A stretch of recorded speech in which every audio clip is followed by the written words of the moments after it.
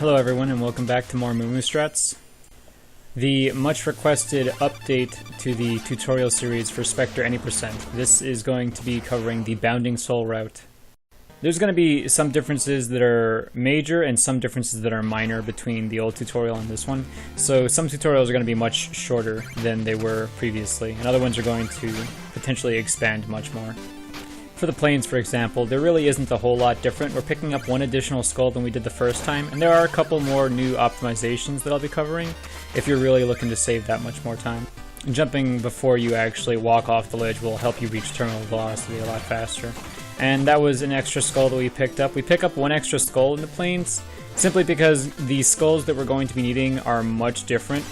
The Skeletal Sentry is no longer the focus of the run, and we're going to be getting the Bounding Soul, which is only 5 skulls, but we're going to be picking up that one in the plains because the alternative skulls are all much slower. So although it is a little bit longer in the plains, it saves a lot more time overall. Like the Bounding Soul route saves currently about 50 seconds over the old route does. And I did run Skeletal Sentry for a very long time, honestly. Not to skip out on some of the new optimizations, but I don't go for everything, even now. There's going to be some tricks that I'll be pointing out and explaining how they save some time, but if I don't go for it in the basic overview of a stage, then I'm probably not doing it in a run, because I'd much rather guarantee time saves rather than choking away a second here or a second there, or potentially risking dying and having to reset. This is going to be the advanced tutorial, so I'm going to expect anyone going into this series to have played the game before, have a decent mastery, or be someone who's not particularly afraid of struggling or challenge. But if you are looking for an easier option or some safety until you're more comfortable completely going all out, I will be pointing out where there's things like extra money, extra chests, where the health wisps are again, and what you should do in certain situations to avoid having to do something run killing or particularly stressful.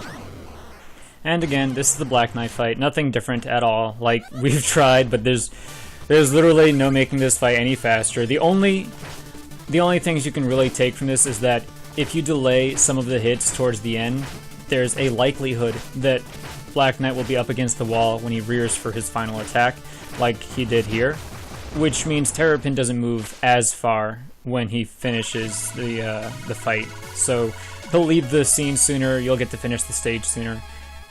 And if for some reason you lose the stun lock early and Terrapin starts to escape from you, it's actually not the end of the world, and I'll explain that later. So like I said before, this tutorial series isn't going to be for people who already know what to do for the most part. I'm going to be expecting you to understand what to do in most situations, and certainly I'm going to expect you to be able to see what I'm doing and understand what I'm doing roughly. With that said, I'm going to point out the grass that I'm jumping over right now. That small little bit of grass that's stuck in the dirt right there, if you do a full jump from there, you'll make it over the ledge and you'll be at terminal velocity. Helps you cut that corner and save those frames. And once again, you're cutting at walls so that you don't stick to them as you fall down. Now, money is not particularly tight on this route, at least the way I do it. Make sure you cut this wall low so that you don't get stuck on the wall in weird ways. Trust me, like, the wall behaves very weirdly depending on where you cut it. And then make sure you walk for a second so that you can pick up that 50 gem as you jump. Otherwise, you're going to jump over it for whatever reason. Like, the game is just a little weird like that sometimes. But luckily, picking up the skull is very easy and practically free if you can just get up there. And then you're just leaving this room as optimally as you can. The next thing we're covering is the double dash, and these are tricky to get in some places, not even worth it in other places, but this one is actually good and it's not difficult at all, so I'll show again where you need to be jumping. As soon as you enter the room, you're just going to do a short hop, and then you're going to tap your attack button when you're roughly in the angle where you'd be getting the downward dash. So shortly after the short hop, it's down, and then as you're on top of it, you'll be hitting the up dash, and then you're going to want to wait just a split second when you get to the second lantern so that you actually get another up dash instead of a down one. The down one will force you to miss the skull, and you'll have to jump back all over the place to get it. The only other instance of a double dash that'll actually save time in this stage is actually going to be in this room here. When you slash the beetle and you get to the top platform, you can do a short hop, and again, same thing, get the down dash and then the up dash. But the punishment for missing that one is much more irritating. And while this is not double dash related, this is new. If you do a full jump, and you really have to make sure you did a full jump, Engage proved it was possible to get that skull with only one dash attack for the green drake. A few rooms worth brief mention. In this room, in order to exit as I do, you have to do the first attack on the skeleton as soon as possible, and the second one much closer to him so that your dash attack will actually go through all of the dirt blocks. In this room, it is slightly faster to cut the first set of bricks, jump, and then cut the second one, rather than to jump, cut the top two, and then jump off the last one. Again, that money is not necessary, but if you want to be a penny pincher versus saving the frames, there you go. And a lot of people seem to have trouble with this style of backwards damage boost, but when you do a lower jump, you actually have the ability to slash in the air and recover more quickly than if you jump and bonk your head on the ceiling.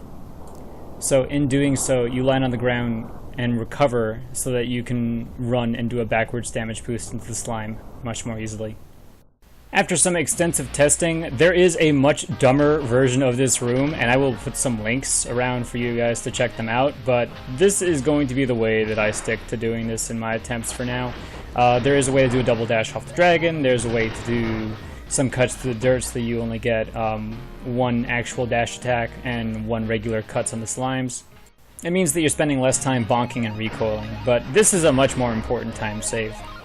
Previously, we buffered this jump with 4 slashes, but Patwah proved it was doable with 3, and Azoolag took it a step further and showed that it was possible with just 2. Although it is very tricky at this point, you'll find that you sometimes end up whiffing the bubbles, crashing into the bubbles, getting down dash attacks, so make sure you practice it. And one of the things that I brought up about the Black Knight fight is that after the first attack, I like to count all of my attacks afterwards, and from 1 through 12, you're doing regular dash attacks, starting with the moment he hits this wall, comes back forward. You're going to bounce him once he about approaches that second waterfall, the thicker waterfall from the far right. So that's already the second attack that I've done on him since he's done that. 3, and then so on and so forth. About 12 hits in, the 13th and 14th hit, I actually like to slightly delay my hits as much as I can. Or conversely, I will attack aggressively and be faster on them. It doesn't matter which one you do, but again, this is like something that's really hard for me to prove and really inconsistent. I either get it or I don't, but it saves about half a second if you can. Force him to start ramming with his back to the wall. If you happen to lose the stun lock and you have him on really low HP and you manage to get on his right side when he starts ramming, then Terrapin will instead start ramming to the right, which is actually really awesome because it may look like it costs time, but let the fight play out, let it rock, because sometimes you'll be surprised that you only lose like half a second or less. Like Terrapin being right up against the wall really makes that much of a difference. And that about does it for planes. There's nothing else that really needs explaining, so you make sure that you get that extra skull. If you feel like practicing some of those double dashes, go right ahead and just hope that you can get that extra half second on Black Knight. That's it for the Bounding Soul first parter here, and again, picking up that skull and that money, we're going to Flying Machine just like we did before, and we're going to be getting Judgment Rush and fighting Propeller Knight. Thanks for watching, stay spooky.